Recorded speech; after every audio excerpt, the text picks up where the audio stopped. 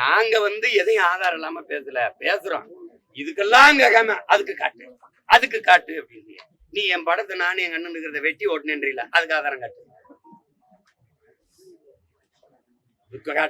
செஞ்சேன்னு சொல்லி ஒருத்தர் சொல்றாருல, நான் தான் செஞ்சு கொடுத்தேங்கிறாரு. அதான் அவர் அதான் அவர்கிட்ட நீங்க கேட்கணும், எப்படி செஞ்சீங்க அந்த செஞ்சு காட்டுங்க.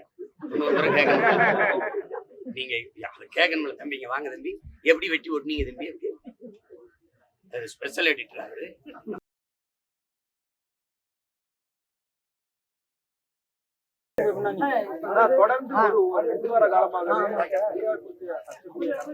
ஐயா மொபைல் லைட்டா உள்ளதுங்க.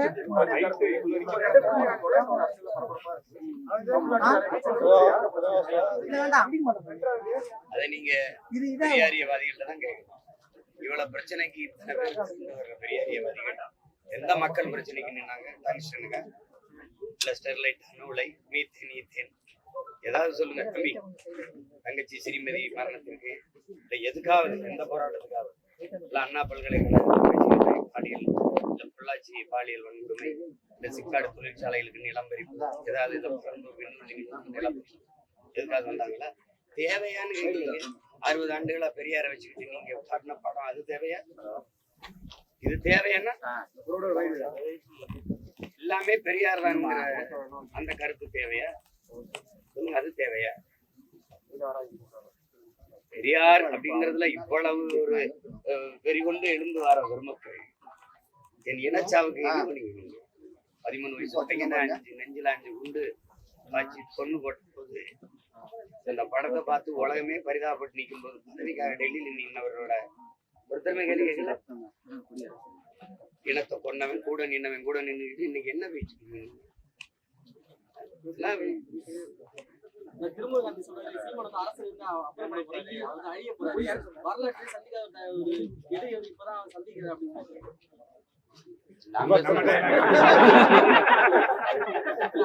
அப்புறப்படுத்துறது என்ன? யார் அப்புறப்படுத்த போறது?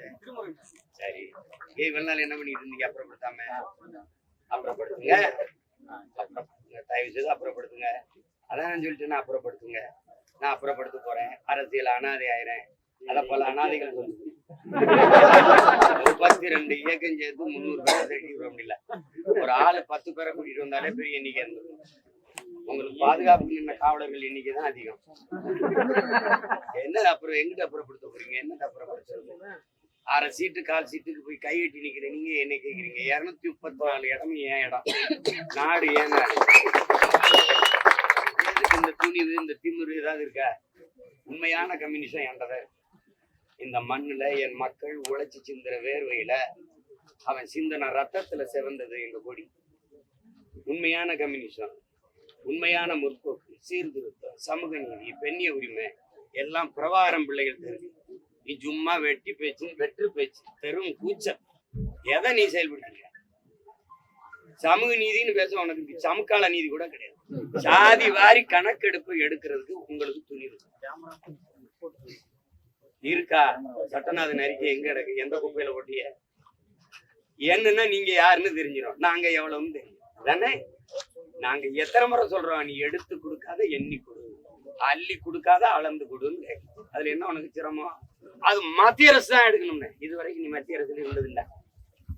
தொடர்ச்சியா ஒரு மாநில கட்சி 18 ஆண்டுகள் மத்திய அமைச்சரவையில் இருந்த ஒரே கட்சி இந்திய துணைக்கண்டத்திலே திமுக தான். ஐயா மன்மோகன் சிங் ஆட்சியில 9 ஆண்டு இருந்தீங்க. ஐயா வாஜ்பாயி, ஐக்கிய குஜராத், பிபி சிங், தேவேகவுடா, இந்த எல்லாரும் ஆட்சியில இருந்தீங்கல்ல. அப்போலாம் எடுக்காம என்ன பண்ணீங்க? சாதி வாரி கணக்கெடுப்பு என்ன பண்ணீங்க? கல்வி மாநில உரிமை, அதை பொதுப்பட்டியலிருந்து மாநில பட்டியல் எடுத்து கொடுக்கும்போது எங்க இருந்தீங்க? இங்கதான். அப்ப அத்தனை ஆளும் அமைச்சரவையில் இருக்கும்போது மாநில பட்டியல் கொண்டு வராம என்ன பண்ணீங்க? எல்லாமே அப்படி தேவைன்னா குறவழியை பிடிச்சிங்கன்னா ஐயோன்னு. இதெல்லாம் என்னது? ஏன் சாதி வாரி கணக்கெடுப்பு இந்த மாநிலங்கள்லாம் எடுத்து? உச்ச நீதிமன்றமே சொல்லுது மாநிலமே எடுத்துக்கொள்ளலாம், அதுக்கு அதிகாரம் இருக்கு. ஏன் எடுக்கல? சாதி வாரி கணக்கெடுப்பு மத்திய அரசு நல்லா தெரியும், பிஜேபி அரசு எடுக்கல. ஏன்னா சாதி வாரிய, வகுப்பு வாரிய இடஒதுக்கீடுக்கு நேரடி கொள்கை உண்டது. அவன் எடுக்க மாட்டான்னு தெரிஞ்சு அவன்கிட்ட சாட்டி விடுறது. ஆளுநர் இஸ்லாமிய சிறைக்கு கையெழுத்து போட மாட்டாருன்னு தெரிஞ்சு ஆளுநர் போடல, நான் என்ன பண்றது? அப்ப ஆளுநர் போட்டா தான் விடுதலை செய்ய முடியும்னு ஓட்டு கேட்கும்போது வச்சிருக்கணும்ல. அப்பாவி சிறை கைதிகளை இஸ்லாமிய சிறை கைதிகளை விடுதலை செய்ய எனக்கு வாக்கு செலுத்துங்கன்னு கேட்ட ஆள் யாரு? ஐயா தான். எல்லாமே ஏமாற்று, தெரியாம நடக்கல, திட்டமிட்டு நடந்துருக்கு. அதனாலதான் இந்த வெறி.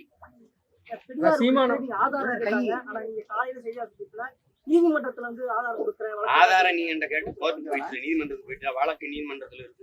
தைரியம் இருந்தா மக்கள் மத்தியில வெளியிடணும்னு திருமுருகன் காந்தி மக்கள் மத்தியில நான் இத்தனை கேட்டிருக்கேன்ல, இவ்வளவு கேட்கிறேன்ல பெரியாரை பத்தி, அதுக்கு ஏதாவது ஆதாரம் கேட்டீங்க? 1000 குற்றச்சாட்டு இருக்கு. அது கேட்காம அதுக்கு மட்டும் கேட்கிறேன்.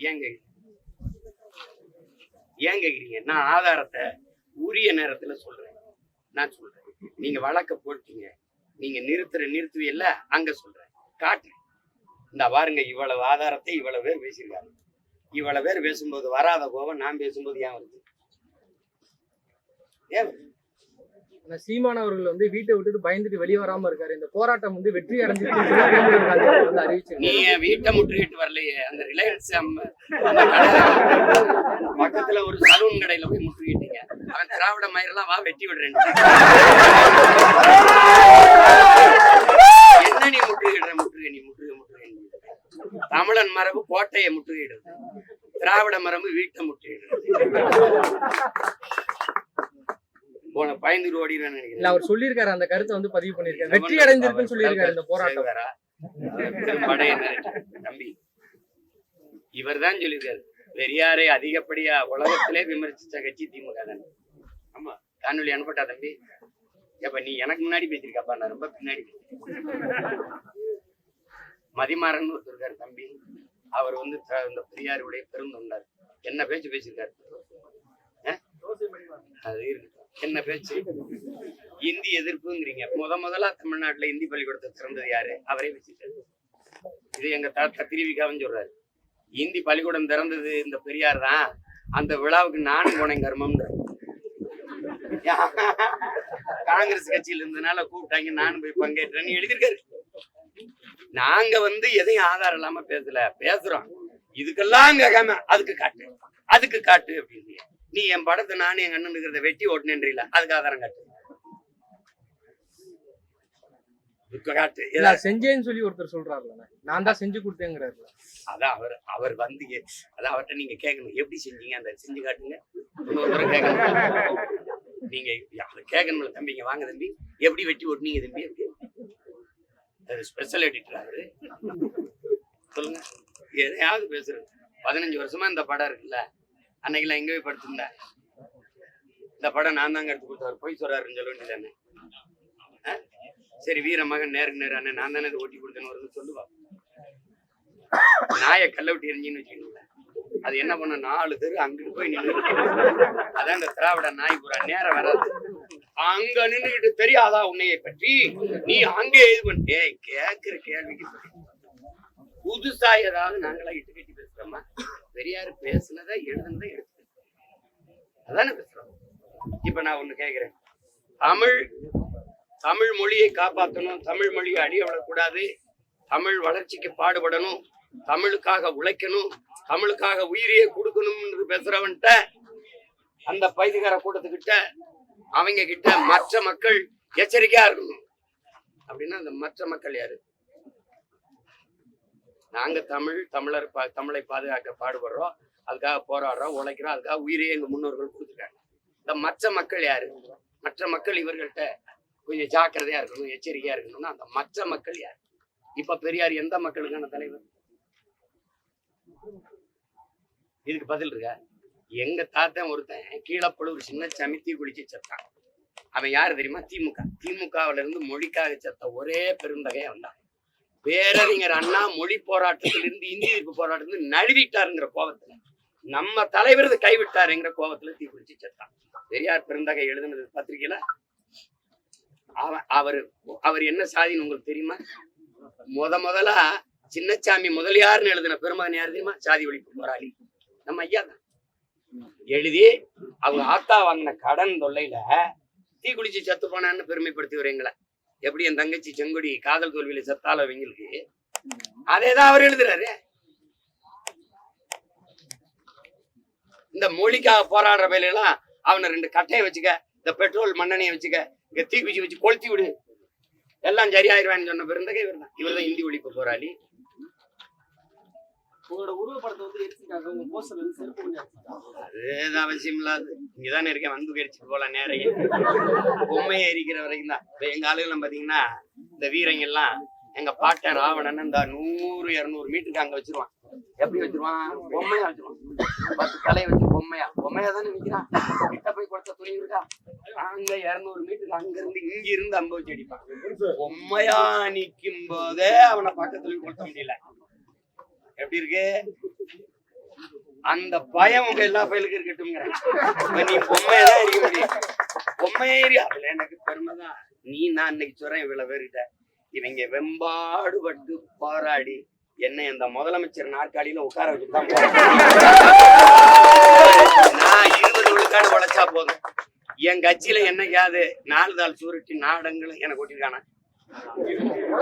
எவ்வளவு என்னுடைய அவங்க இந்த திராவிட முன்னேற்ற கழகம் இவங்க எல்லாரும் எனக்கு வேலை செய்யறாங்கன்னு தெரியாம அவங்களை ஆதரிச்சு காசு கொடுத்து ஊக்கப்படுத்திக்கிறியா? என்னை சீமான் யாரு தாங்க இந்த சீமான்? எல்லாரும் என்னை ஒட்டி என்னை ஒழிய என்னை ஆரிய கைக்கூலி ஈக்குலின்னு ஒட்டி அப்படியா ஃப்ரீ பப்ளிசிட்டி. என்னையாவது இவ்வளவு பேர் என்னை நின்று இவ்வளவு நேரம் எடுத்து காட்டிருக்கீங்களா? எடுத்து அப்படி வெட்டி விட்டு போயிருவியா? என்னன்னு ஏதோ அவங்களால முடிஞ்சது. அதுக்கு எங்க அன்னைங்களுக்கு, குறிப்பா என் அன்பு சகோதரன் திருமுருகன் காந்தி அவர்களுக்கு நன்றி. அது நீங்க பெரியார் உங்களுக்கு எல்லா பூஜையில வச்சுக்கிறீங்க, எல்லாரும் வச்சுக்கிறீங்க. அம்பேத்கரையும் பெரியாரையும் ரெண்டையும் ஒண்ணுன்னு பேசியிருந்த பெருமக்களை, உங்க எல்லாரு வீட்லயும் பெரியாரிஸ்ட் எல்லாரு வீட்லயும் நீங்க பெரியார் படம் இருக்கு, அதனால அம்பேத்கர் படம் இருக்கா? உங்களுக்கும் இந்த தீண்டாமையை முதல்ல ஒழிச்சுட்டு வெளியில வரும். உங்க எல்லாரு வீட்லயும் பெரியாரிஸ்ட் எல்லாரு வீட்லயும் பெரியார் படம் இருக்கு, அதனால அண்ணல் அம்பேத்கர் படம் இருக்கா? மனச்சான்று கையில் வச்சு 2 பேரும் ஒண்ணுன்ற அப்படி ஏதாவது இருக்கா?